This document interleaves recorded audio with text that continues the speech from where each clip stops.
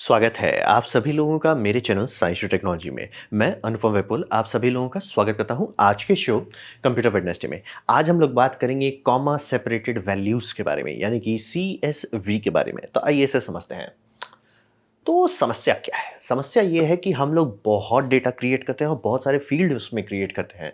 मतलब कि साइंटिफिक से लेके इंजीनियरिंग से लेके बहुत जगह पे बहुत डेटा बम बम मात्रा में क्रिएट करते हैं। चाहे वो इंसान हो, चाहे बैंकिंग हो, चाहे मशीन्स हो, हर जगह क्रिएट करते हैं। तो बात है कि ये सारे डेटा का कोई मतलब नहीं अगर वो कॉम्प्रिहेंसिबिलिटी ना हो उसमें, यानी कि अगर उस डेटा को आप समझ ही नहीं पा रहे तो फ़ायदा क्या है?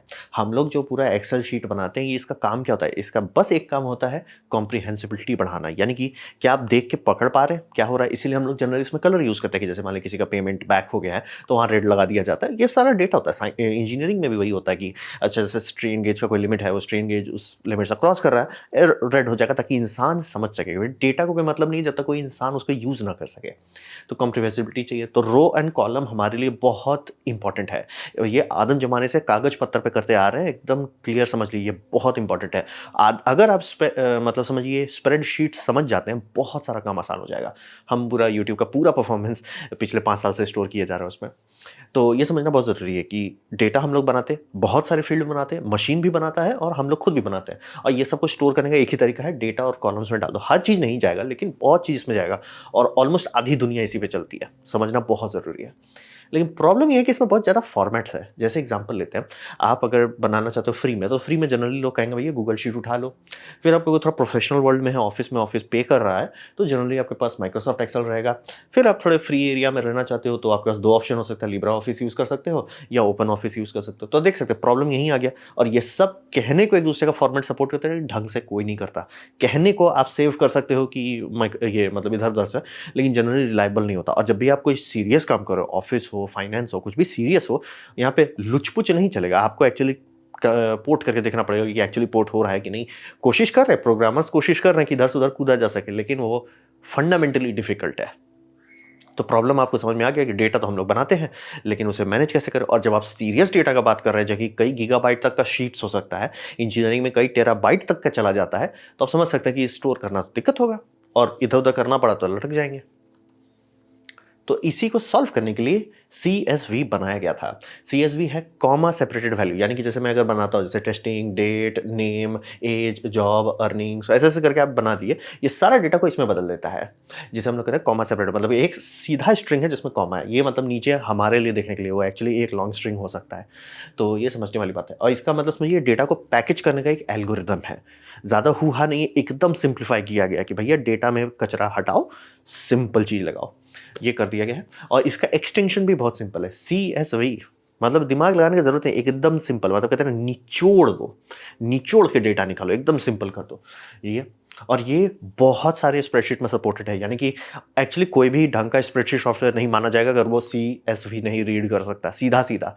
चाहे वो 4 एप्लीकेशन जो मैंने बताया या कोई और कस्टम एप्लीकेशन, या आप बना भी ना हो, सबसे पहले आपके इंजीनियर से यही बोलेंगे, देखो भैया कुछ रीड हो सके, हो चाहे ना हो, अपना ये फाइल खुद से रीड कर सके चाहे नहीं करे, फर्क नहीं पड़ने वाला, लेकिन CSV रीड होना चाहिए। हर हालात में CSV आना चाहिए, रीड होना चाहिए। तो ये समझना बहुत ज़रूरी है। लॉजिक यही है कि कॉमा से हम लोग स्प्रेड करते हैं, उसके हिसाब से लॉजिक लगाते हैं कि कहाँ-कहाँ पे लाइन आ रहा है, कहाँ-कहाँ पे कॉलम आ रहा है। ये सारा डेटा एक स्ट्रिंग में बना देंगे ताकि एकदम सिंप्लीफाइड रहे और हर एप्लीकेशन इसे यूज़ करेगा। ये यूनिवर्सल फॉर्मेट बनेगा। ना कि ये माइक्रोसॉफ्ट का है, ना ही ये विंडोज़ का है, किसी का नहीं। ये एक यूनिवर्सल फॉर्मेट है, इसलिए नाम भी सिंपल है, कॉमा सेपरेटेड ये वैल्यूज़।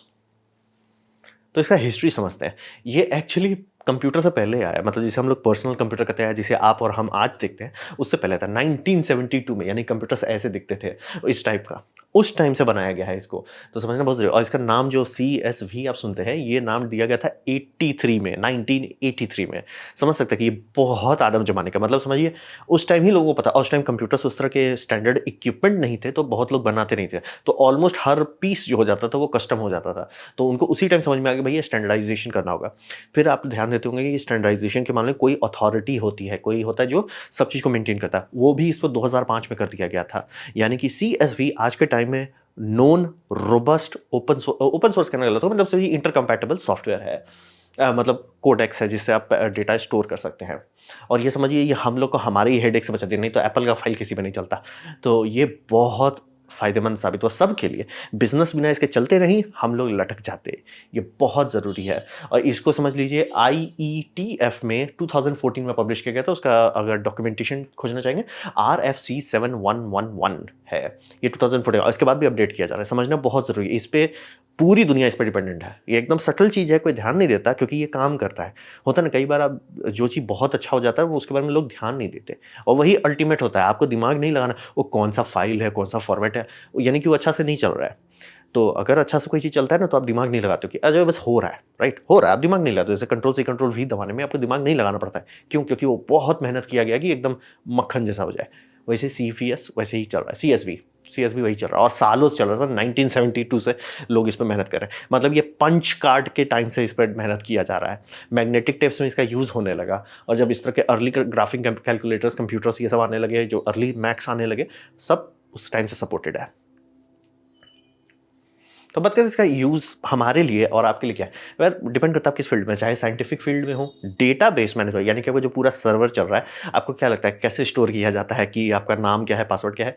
सीएसवी में ही जनरली रहता है। ऑफ कोर्स एन्क्रिप्टेड रहता है और आप मनाओ कि एन्क्रिप्टेड रहता है कि कोई उसको बस लॉल ना कर दे, बट जनरली ऐसे ही डेटाबेस चलते हैं सारे डेटाबेसेस।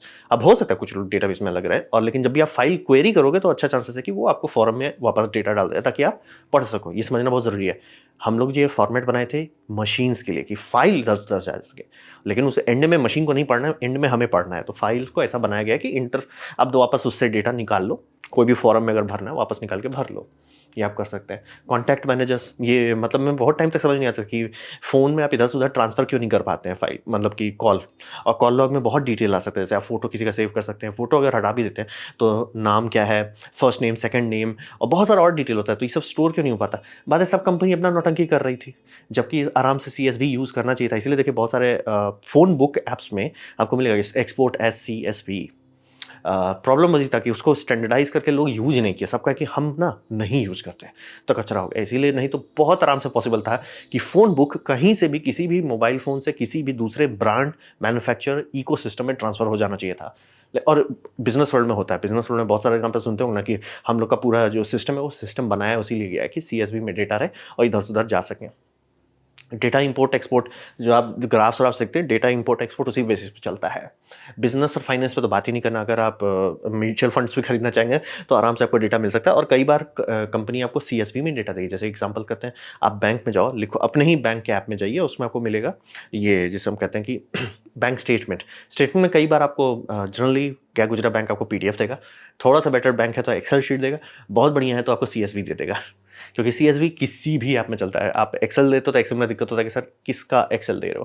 कहने को जनरली लोग माइक्रोसॉफ्ट एक्सेल यूज़ करते हैं, लेकिन फिर वो दिक्कत होता है कि कई बार परफेक्टली नहीं जाता है वो आपका गूगल शीट में या इधर। सीएसवी सब में जाएगा। तो ये देख सकते हैं हर किसी के लाइफ में ये बहुत इंपॉर्टेंट चीज़ है। एक छोटा चीज़ है लेकिन मतलब कभी ठंडे दिमाग से सोचिए कि कितना बड़ा बात है कि हम लोग ये सब कर पा रहे हैं। मतलब होता है ना, कोई चीज़ जब सही से काम करने लगता है तो भूल जाते हैं। जैसे आप लोग यूएसबी के बारे में दिमाग नहीं लगाते हो। आज के टाइम में एंड्रॉइड के चार्जिंग के बारे में लोग दिमाग नहीं लगाते। क्यों? काम करने लगा, बहुत मेहनत की, बहुत घिसाई-पिटाई हुआ तब जाके वहाँ तक पहुँचे। सीएसबी समझिए थैंकफुली हमारे पूर्वजों ने ही सही कर दिया था। हमें लोड लेने की ज़रूरत नहीं है। बस अगर आप कोई ऐप लिख रहे हैं तो सीएसबी का सपोर्ट सोच के लिखिए, चाहे वो साइंटिफिक ही क्यों ना हो। और फाइनेंस में बिना उसके तो आपको जूता-चप्पल मार दिया जाएगा। बट समझना बहुत ज़रूरी है कि बहुत सटल चीज़ है, बहुत अच्छा काम करता है, हम सबका भला होता है उससे। तो ये था मेरा प्रेजेंटेशन छोटा-सा सीएसवी के बारे में, कॉमा सेपरेटेड वैल्यूज़ के बारे में। उम्मीद करता हूँ आपको अच्छा लगा हो, कुछ सीखने मिला हो, कुछ समझ में आया हो। अगर ऐसा है, लाइक कर दें, दोस्तों के साथ शेयर कर दें, उससे मेरा काफ़ी भला होगा। नहीं अच्छा लगा, नहीं पसंद आया, कोई बात नहीं। आप डिसलाइक दबा सकते हैं, मैं कहूँगा डिसलाइक 2 बार दबाएँ, उससे मुझे पता चले कितना नापसंद हुआ है। मैं आपसे कहूँगा कमेंट लिखें, मैं हर कमेंट को पढ़ने की कोशिश करता हूँ। आपसे कहूँगा सब्सक्राइब कीजिए, बेल दबाइए अगर आप फ्री हैं तो। आपने वीडियो देखा, जान के मुझे बहुत खुशी हुई। धन्यवाद।